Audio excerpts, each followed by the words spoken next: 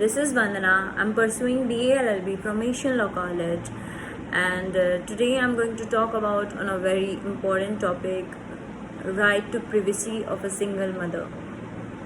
We are gradually stepping into a time where the idea of surrogacy is growing fast in India, as there are a lot of women who are choosing to be a single parent for their child. However, there are certain hurdles possessed by our Indian society in this regard, such as furnishing the name and detail of the father. So now the question that arises is whether a single mother is eligible to give her name at all the places, and what exactly is the law for single unmarried mother to raise her child. Originally, the law only recognized the male parent as the guardian of the child, and the mother didn't have any right or independent legal status, since all the government records demanded the name of the father. Women are natural guardian and they must be recognized as such. The National Commission of Women was the view that the guardianship right needs to be reviewed and amended in order to do away with the age-long patriarchy.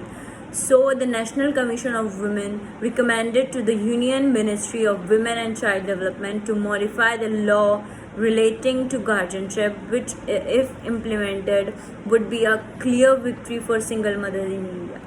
We have two major acts, namely the Hindu Minority and Guardianship Act of 1956 and the Guardianship and Ward Act 1890, that governs the guardianship right of a mother, father or a third party. Section 6 of the Hindu Minority and Guardianship Act states that a father is a natural guardian of a child in case of wedded couple, and it is after the father that the mother's right is recognized. But in the case of child born out of wedlock, it is the mother who became the natural guardian, and the father has no accountability or responsibility legally.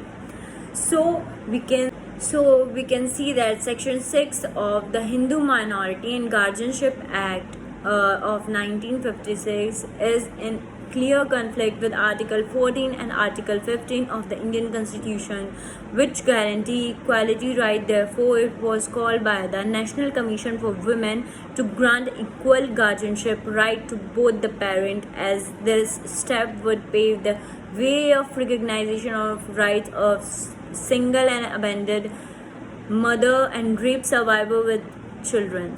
It was also recommended to remove the term illegitimate from Section 6b, taking into consideration the right of the child, and that no child should be considered illegitimate. As we know, mother is a natural guardian of her child, so the stigma attached to an unwed mother or single mother in our society should go. The first step should doing away with this social stigma is amended the better. The Supreme Court recognized the right to privacy of single mother and held that disclosing the name and detail of father of a single mother would amount to violation of her right to privacy.